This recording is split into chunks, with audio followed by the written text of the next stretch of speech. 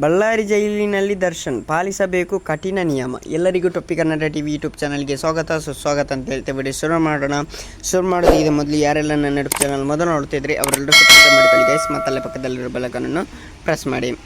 ಪರಪ್ಪನ ಅಗ್ರಹಾರ ಜೈಲಿನಲ್ಲಿ ವಿಶೇಷ ಆತಿಥ್ಯ ಪಡೆಯುತ್ತಾ ಆರಾಮವಾಗಿ ಕಾಲ ಕಳೆಯುತ್ತಿದ್ದ ದರ್ಶನ್ ಇದೀಗ ಬಳ್ಳಾರಿ ಕೇಂದ್ರ ಕಾರಾಗೃಹ ಸೇರಿದ್ದಾರೆ. ಇಲ್ಲಿ ದರ್ಶನ್ಗೆ ಕಠಿಣ ನಿಯಮಗಳು ಪಾಲಿಸಬೇಕಿದೆ. ಈ ಹಿಂದೆ ಪರಪ್ಪನ ಅಗ್ರಹಾರ ಜೈಲಿನಲ್ಲಿ ಸಿಗುತ್ತಿದ್ದ ಸೌಲಭ್ಯಗಳು ಇಲ್ಲಿ ಸಿಗುವುದಿಲ್ಲ ಎನ್ನಲಾಗುತ್ತಿದೆ.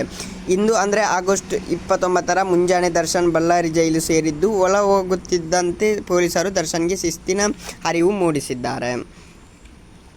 ಜೈಲಿನ ಒಳಗೆ ಹೋಗುತ್ತಿದ್ದಂತೆ ಮೊದಲಿಗೆ ಜೈಲು ಡೈರಿಯಲ್ಲಿ ದರ್ಶನ್ರ ಮಾಹಿತಿ ಬರೆದುಕೊಳ್ಳಲಾಗಿತ್ತು.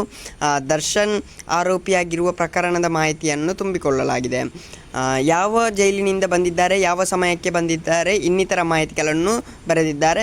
ಬಳಿಕ ದರ್ಶನ್ ಕೈಯಲ್ಲಿದ್ದ ಕಡಗ, ಕೊರಳಿನಲ್ಲಿದ್ದ ಮಣಿಸರಗಳು ಕಳಚುವಂತೆ ಸೂಚಿಸಿದ್ದು ಆ ವಸ್ತುಗಳನ್ನು ಜೈಲು ಸಿಬ್ಬಂದಿ ತಮ್ಮ ವಶಕ್ಕೆ ಪಡೆದುಕೊಂಡಿದ್ದಾರೆ. ದರ್ಶನ್ ಕೂಲಿಂಗ್ ಗ್ಲಾಸ್ ಅನ್ನು ಸಹ ತೆಗೆದುಕೊಂಡಿದ್ದಾರೆ. ಅದನ್ನು ಸಹ ಪೊಲೀಸರು ವಶಪಡಿಸಿಕೊಂಡಿದ್ದಾರೆ ಎನ್ನಲಾಗಿದೆ.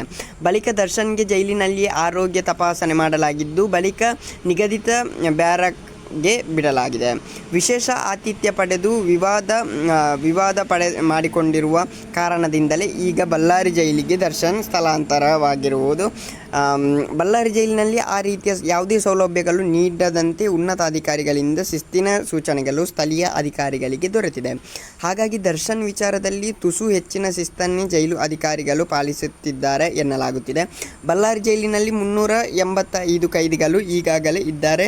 ಕೆಲವು ನಟೋರಿಯಸ್ ಹಂತಕರು ಸಹ ಅದೇ ಜೈಲಿನಲ್ಲಿ ಇದ್ದಾರೆ.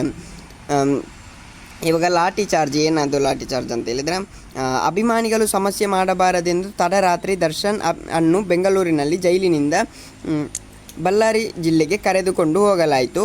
ದರ್ಶನ್ ಅನ್ನು ಬಳ್ಳಾರಿ ಜೈಲಿಗೆ ತಂದ ಸಮಯದಲ್ಲಿ ಜೈಲಿನ ಮುಂದೆ ಸಾಕಷ್ಟು ಸಂಖ್ಯೆಯ ಅಭಿಮಾನಿಗಳು ಇದ್ದರು. ಅಭಿಮಾನಿಗಳ ಕೂಗಾಟ ಕಿರುಚಾಟ ಮಿತಿ ಮೀರಿದಾಗ ಪೊಲೀಸರು ಲಾಠಿ ಬೀಸಿ ಅಭಿಮಾನಿಗಳನ್ನು ಚದುರಿಸಿದ್ದಾರೆ. ಓಕೆ ಗೈಸ್, ಮುಂದಿನ ವಿಡಿಯೋದಲ್ಲಿ ಸಿಗೋಣ. ಅಲ್ಲಿವರೆಗೆ ಲೈಕ್, ಶೇರ್, ಸಬ್ಸ್ಕ್ರೈಬ್ ಮಾಡಿ. Love you so much. By.